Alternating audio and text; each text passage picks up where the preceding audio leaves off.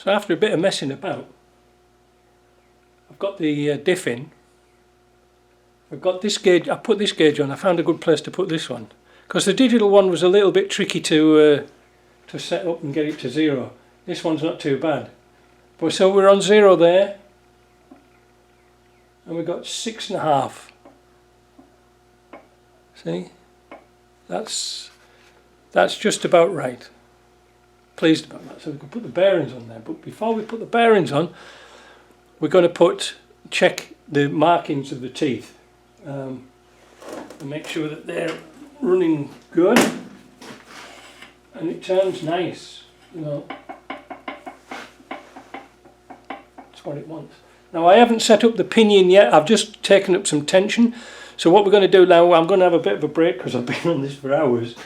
I'm going to mark the teeth, turn the pinion and see what the contact pattern is. So I just had a cup of tea and I was reading through the book of words about looking at patterns, and it seems to be what they're saying is that the tooth's too low at the bottom, the contact's too low at the bottom, needs to go up a bit high, and that usually signifies I have to move the crown wheel away from the pinion a little bit. So let's try that. Let's take 3 thou out of, wait a minute, which way around? They're backwards now, aren't they? Take 3 thou out of this way and put it in this one and see what happens.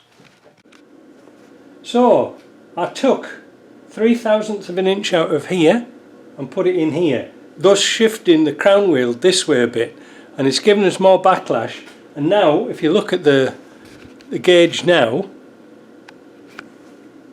it's giving us about 10.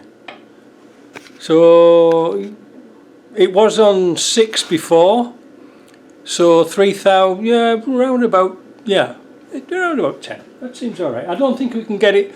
We're between 6 and 11, so we're going to try colouring up the teeth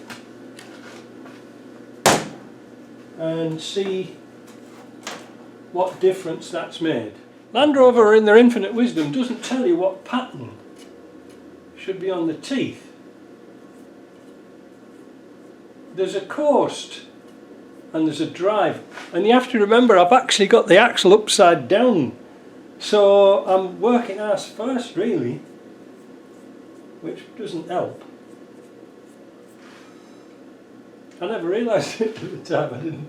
I never thought about it.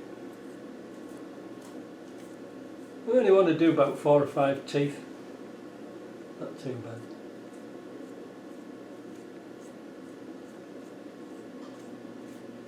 So remembering which way around it is now, we have to turn it in the direction of drive. So drive would be that way.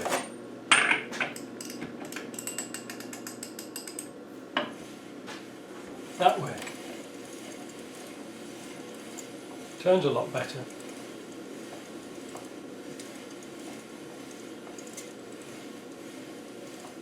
Are we coming? I'm looking at the camera to see if I can see where the marks are.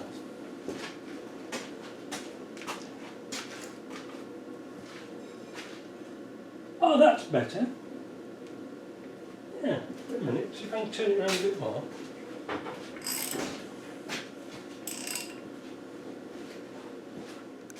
Well, I made a complete mess of that. Got the camera in a better position so you can see better there. And if I zoom in a little bit, you can see the patterns right in the middle of the tooth. That's exactly where we want it. We haven't had to adjust the pinion. I'm happy with that.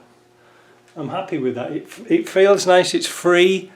So all we've got to do now is pop the bearings on, and then we've got to preload up the pinion, which shouldn't be too bad. But no, I'm happy with that. It's lunchtime now. It does take a bit of messing about, I must admit. But I think it's going to be alright. So we'll change the bearings, put the bearings on, and we'll see what happens.